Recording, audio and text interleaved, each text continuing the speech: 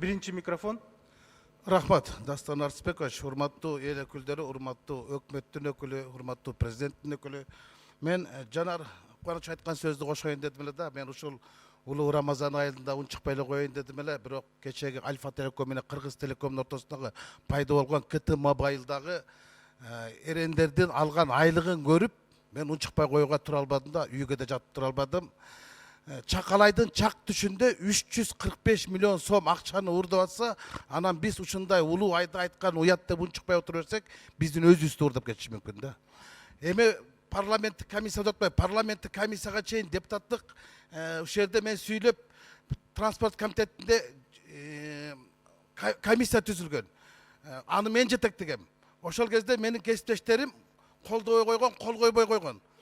Кыргыз Телекомдун ичиндеги кыңыр иштери боюнча мен аныктама жазып чыксам, эч ким көңүл бербей койгон болчу. Ал жерде 8 кылмыш иши бар деп Коопсуздук кеңешинин башчысы Дамир Сагынбаев мага жазса, мен ошону ушул жерден айтсам, мени алдамчы кылып, тигини жалганчы кылып сотко берип, бүгүн мен соттошуп жүрөм. А 8 кылмыш иши сотко өтпөй турат. Мына ошол жерде КТ Мобайл да бар болчу, арда Актел да бар болчу. Ошол жерде сатылган жыштыктар миллиардтаган акчага деген мандемдер бар болчу.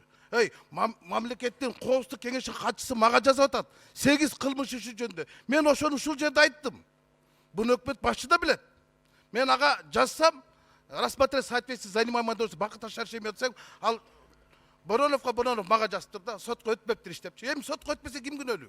А бирок 8 кылмыш иши бар экен ачыкталып атпайбы? Аны Коопсуздук кеңешинин башчысы, башкы прокурордун орун басары, АКСтин башчысы мага жазып атат да. А биз бүгүн 345 миллион сомду уурдатып алып, унчукпайт. Ошон үчүн тармактык комитетте карап, парламенттик комиссия түзүү боюнча сунуш киргизем. Рахмат. Рахмат.